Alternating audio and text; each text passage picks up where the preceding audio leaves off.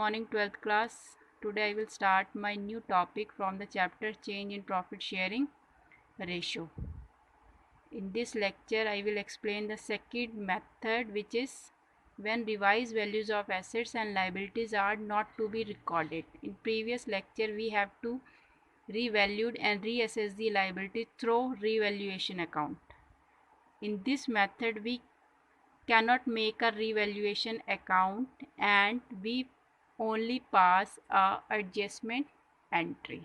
So let's start the lecture.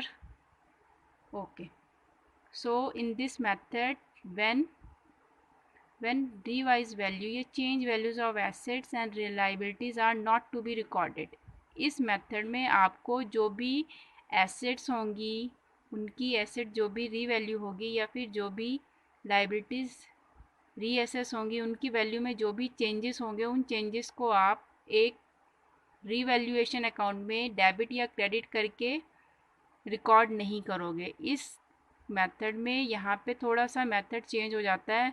जो भी gain होगा या जो भी लॉस होगा revaluation of assets and reassessment of liabilities, assets को और लाइबिलिटीज़ को रीअसेस करने के बाद या रीवैल्यू के करने के बाद जो भी फॉर्म को गेन होगा, प्रॉफिट होगा या जो भी लॉस होगा, उस लॉस के लिए एक एडजस्टमेंट एंट्री पास की जाएगी और उस एडजस्टमेंट एंट्री को हम गेनिंग पार्टनर और सेक्रीफाइसिंग पार्टनर्स की कंडीशन में डेबिट या फिर क्रेडिट करेंगे।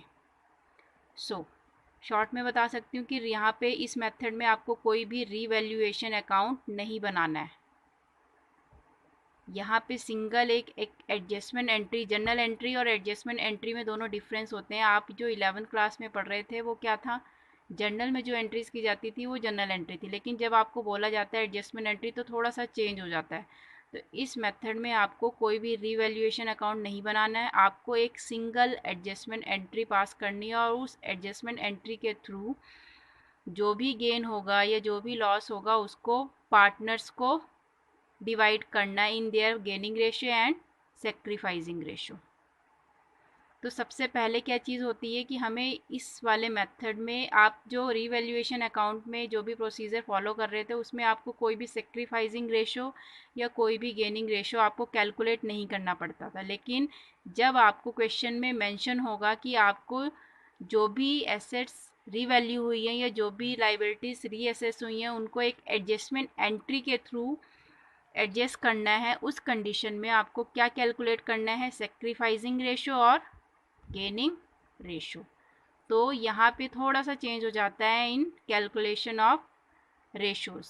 यहाँ पे आपको सेक्रीफाइसिंग रेशियो कैलकुलेट करना है और गेनिंग रेशियो। तो जब भी आप इस मेथड के थ्रू अपने क्वेश्चन को सॉल्व करोगे तो आप उस क्वेश्चन को कुछ स्टेप्स के थ्रू सॉल्व करोगे। तो वो स्टेप्स क्या हैं आपके? First step is calculation of net effect of revaluation. Normally जैसे आप रिवैल्यूएशन में अगर कोई एसेट इंक्रीज होती थी तो आप उसको क्रेडिट साइड पोस्ट करते थे, और अगर कोई एसेट फिक्स एसेट डिक्रीज होती थी तो आप उसको डेबिट साइड पोस्ट करते थे। यहाँ पे भी सेम वही इफेक्ट शो करना है, लेकिन हम उसके लिए कोई रिवैल्यूएशन अकाउंट प्रिपेयर नहीं करेंगे। सिंपल ऐड प्लस और माइनस की फॉर्म में ही उसे हम एक नेट इफेक्ट ऑफ रिवैल्यूएशन लिख के उसे सॉल्व करेंगे। जैसे कि अगर कोई बैलेंस शीट में अगर कोई एसेट आपको उसकी रिवाइज वैल्यू दिख रही है, उसमें इंक्रीज़ हो रहा है, किसी फिक्स एसेट में इंक्रीज़ हो रहा है, तो हमारे लिए क्या है, प्रॉफिट है, तो हम उसके प्लस की फॉर्म में यहाँ पे लिख लेंगे। उसी तरह अगर कोई वही लाइबिलिटी डिक्रीज़ हो रही है तो वो भी हमारे लिए प्रॉफिट है, क्योंकि हम उसे क्रेडिट साइड पोस्ट करते हैं। क्रेडिट साइड आपकी कौन सी टर्म्स आती हैं जो हमें प्रॉफिट दिलाती हैं? तो अगर कोई एसेट इंक्रीज़ हो रही है तो भी हमारे लिए प्रॉफिट है, और अगर कोई लाइबिलिटी डिक्रीज हो रही है तो भी हमारे लिए प्रॉफिट है, तो उनको हमें ऐड करके दिखाना। उसी तरह अगर कोई एसेट डिक्रीज हो रही है तो हम उसे डेबिट साइड लिखते हैं, इसलिए हम उसे लेस करेंगे अपने नेट इफेक्ट में से।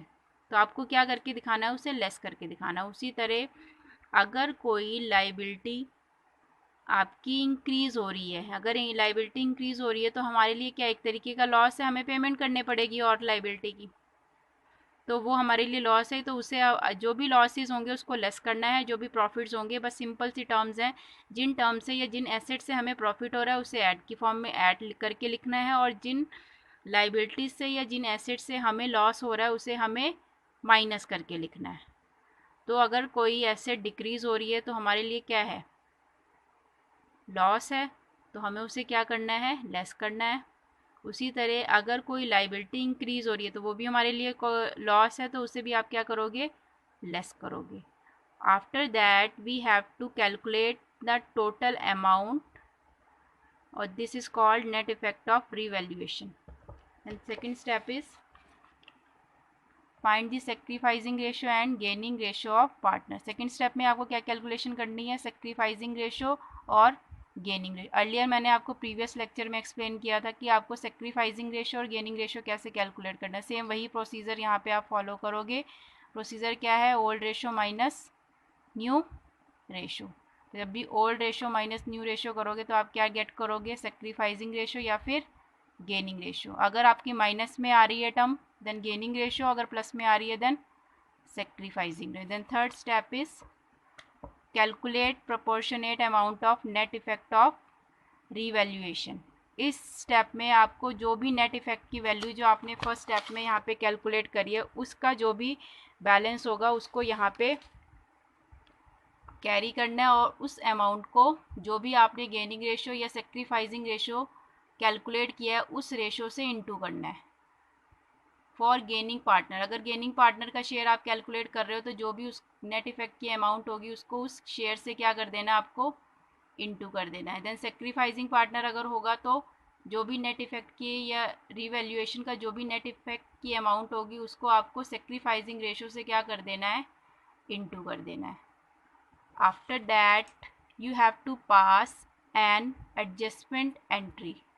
For adjustment entry you have to if you get profit। अगर आपको जो भी नेट इफेक्ट आपने कैलकुलेट किया है, फॉर एग्जांपल जो भी फर्स्ट स्टेप में आपने नेट इफेक्ट कैलकुलेट किया था अगर वो प्लस की फॉर्म में आ रहा है, मीन्स हमारा बैलेंस पॉजिटिव आ रहा है, देन वो प्रॉफिट, वो क्या कहलाएगा, आपका प्रॉफिट। और प्रॉफिट की कंडीशन में जो भी आपकी एडजस्टमेंट एंट्री होगी वो क्या पास की जाएगी, gaining partners capital account debit to sacrificing partners capital account. Clear. और अगर आपको वही नेट इफेक्ट से आपको माइनस की फॉर्म में बैलेंस आ रहा है उनको कैलकुलेट प्लस या माइनस करने के बाद, देन जो भी नेट इफेक्ट होगा, या नेट इफेक्ट का मीनिंग ये है कि आपने जो भी कैलकुलेशंस करी हैं उसका बैलेंस, टोटल बैलेंस क्या आ रहा है, उस बैलेंस में अगर आपको लॉस की फॉर्म में या माइनस की फॉर्म में बैलेंस आ रहा है देन वो आपका क्या कहलाएगा, लॉस। तो लॉस की कंडीशन में आपकी जो भी एडजस्टमेंट एंट्री होगी वो रिवर्स हो जाएगी। उस कंडीशन में आपको सेक्रीफाइसिंग पार्टनर को डेबिट करना है और गेनिंग पार्टनर को क्या करना है, क्रेडिट। क्लियर। नेक्स्ट लेक्चर में मैं आपको इससे रिलेटेड न्यूमेरिकल एक्सप्लेन करूंगी। I hope you all will understand the topic. Thank you.